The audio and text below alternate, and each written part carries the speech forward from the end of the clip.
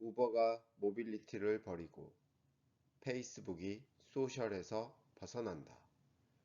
Uber abandons mobility and Facebook deviates from social media. 한국일보 손재권의 실리콘밸리 now. 글쓴이 손재권. 지난 7일 다라 코스이라샤와샤 이는 코로나 팬데믹이 만든 극적 변화다. 우버는 지난 1월에만 해도 미 라스베이거스 세계 가전 전시회에서 현대기아차 그룹과 에어택시 사업 관련 양해 각서를 체결하고 공동 사업을 진행한다고 발표했다. 우버는 모빌리티 산업의 구글이 되고자 했다. 구글링 하다 란 말이 검색하다라는 의미의 동사가 됐듯 우버 타다 라는 말은 택시뿐 아니라 무엇이든 타고 이동하다는 동사처럼 되고 싶어 했다. 그러나 1년이 지나지 않아 결국 미래 모빌리티 사업에서 손을 뗐다. 우버의 사업 대전환은 많은 시사점을 던져준다. 첫째, 코로나 팬데믹은 비즈니스의 서사를 바꿔놨다. 언제 비즈니스가 될지 모르는 미래 모빌리티 사업에 천문학적 자금을 투자하는 것보다 당장 수익이 나는 배달 사업이 주가의 이익이 된다는 것이다. 우버는 더는 테크 기업으로 포장할 이유가 없어졌다. 실리콘밸리식 테크 기업이 아니라 배달 회사라 불러도 수익을 내는 것이 주가에 긍정적이다. 둘째, 모빌리티의 대명사가 모빌리티를 포기하면서 전략적 투자 회사로 변신했다. 이는 우버의 전략과도 일맥상통한다. 중국에서 우버 사업을 포기하면서 중국의 우버, 디디 추싱의 지분을 가져온 것과 같이 이번엔 오로라, 조비 에비에이션 등의 지분을 확보했다. 우버는 연구개발 비용을 절감하면서도 오로라 및 조비 에비에이션의 기술을 활용 승차 호출 사업을 강화할 수도 있다. 이 같은 전략은 주가에도 긍정적 영향을 미친다. 우버처럼 페이스북, 디즈니 등도 지금 피봇 중이다. 페이스북은 커머스 기업으로 콘텐츠 및 테마파크 기업인 디즈니는 테크 기업으로 각각 피벗하고 있다. 지난 1일 페이스북이 스타트업 커스터머를 10억 달러에 인수했다는 보도가 나왔다. 커스터머는 온라인 대고객 서비스를 하나의 화면에 구현하고 고객 문의에 자동으로 응답하는 시스템을 개발하는 소프트웨어 업체다. 커스터머는 페이스북 인수에 대해 페이스북의 사업 확장, 제품 제공 개선 및 혁신, 고객 만족 등에 필요한 자원을 제공해 운영을 지원할 계획이라고 밝혔다. 이 소식이 주목받지 못했던 이유는 같은 시기 미 연방거래위원회와 48개 주 법무장관들이 페이스북을 상대로 2건의 소송을 제기했기 때문이다. FTC는 페이스북이 인스타그램과 왓츠앱 인수를 통해 시장 독점적 지위를 확보했다며 소송을 제기했다. 페이스북은 최근 15년간 인스타그램과 왓츠앱을 포함 무려 70개사나 인수했다.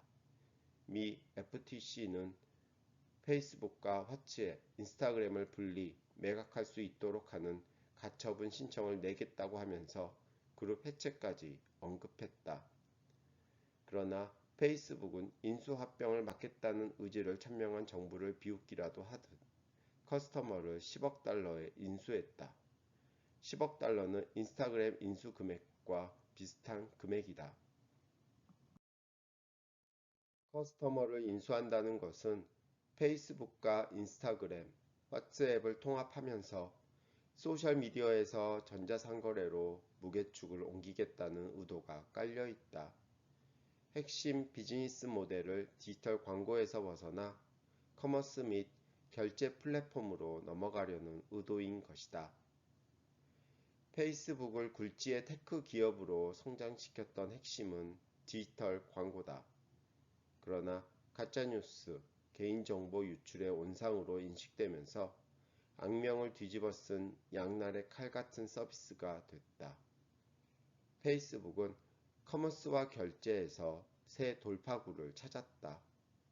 실제 페이스북은 페이스북과 인스타그램의 페이지를 온라인 쇼핑몰로 바꿀 수 있도록 해주는 숍 기능을 추가하는 등 온라인 쇼핑 시장을 적극 확대하고 있었다. 또 결제 서비스를 위해 블록체인 암호화폐 분야에 뛰어들기도 했다. 페이스북은 이 같은 방향 전환을 알리기라도 하듯 지난 16일에는 애플을 겨냥 뉴욕타임즈, 워싱턴 포스트, 월스트리트 저널 등 미국 주요 일간지에 전면 광고를 했다.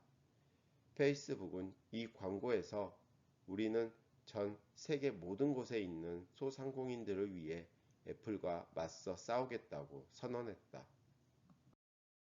애플이 내년 초 이용자 정보를 추적하는 애플리케이션을 앱스토어에서 삭제하겠다는 새로운 프라이버시 정책을 밝혔기 때문인데, 전면 광고까지 한 배경에는 중소상공인을 위한 플랫폼을 구축할 테니 페이스북에서 디지털 쇼핑과 결제를 하라는 의도가 깔려 있다. 핵심 사업 전환은 디즈니에도 해당된다. 디즈니는 코로나 팬데믹 이후 LA 디즈니랜드가 문을 닫고 테마파크는 대규모 감원을 한 상태다. 이런 상황에서 지난 9일 투자자의 날 행사를 통해 4시간 동안 디즈니의 스트리밍 사업 디즈니 플러스를 설명하고 주가를 한껏 끌어올렸다. 이날 디즈니는 서비스 시작 1년 동안 8,700만 명의 가입자를 유치했다고 밝혔다. 애초 서비스 시작 5년간 목표를 8,500만 명으로 잡았는데 이를 1년 만에 달성해낸 것이다. 가격도 내년 3월쯤 월 8달러로 인상하고 향후 가입자도 2025년 2억 3천만 명에서 2억 6천만 명을 확보할 것으로 예상했다. 당초 디즈니는 2024년에 9천만 명 수준의 가입자를 유치할 것으로 예측한 바 있다. 현재 넷플릭스가 전 세계에서 1억 9,500만 명의 가입자를 보유하고 있는 것에 비해 공격적인 목표인 것이다. 디즈니는 그동안 영화, 엔터테인먼트 회사로 인식됐다.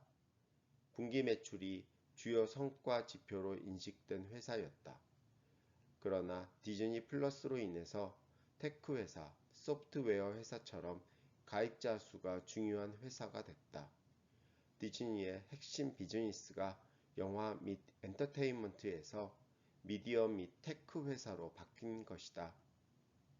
우버, 페이스북, 디즈니까지 미국 기업들은 코로나 팬데믹을 맞아 핵심 비즈니스 모델을 바꾸고 소비자 요구에 맞춰 과감히 변신하고 있다.